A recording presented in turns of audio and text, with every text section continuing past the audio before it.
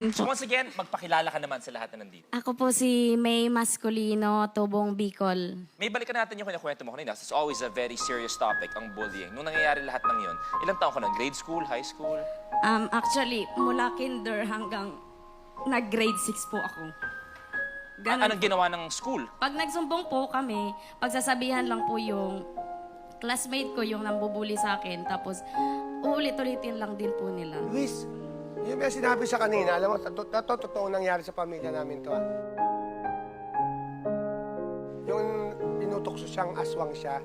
Ang nanay ko dati, talagang tinatawag na aswang. Sabi ko, Nay, ba't ba sinasabing aswang kayo?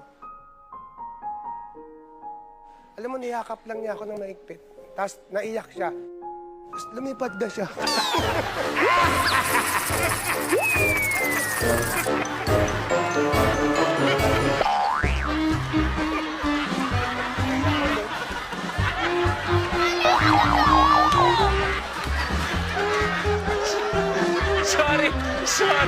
Sorry.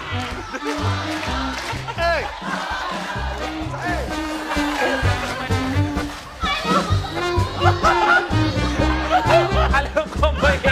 Alam ko may edit to.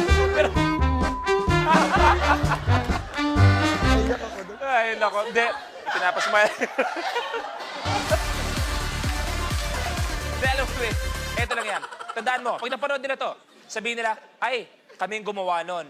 Habang sila, wala pang nararating sa buhay, yung binubuli nila, nasa harap ngayon ng buong mundo, pinapalakpakan ng kanyang boses, kinaiingitan ng lahat. Pinawag mong kakalimutan. Okay?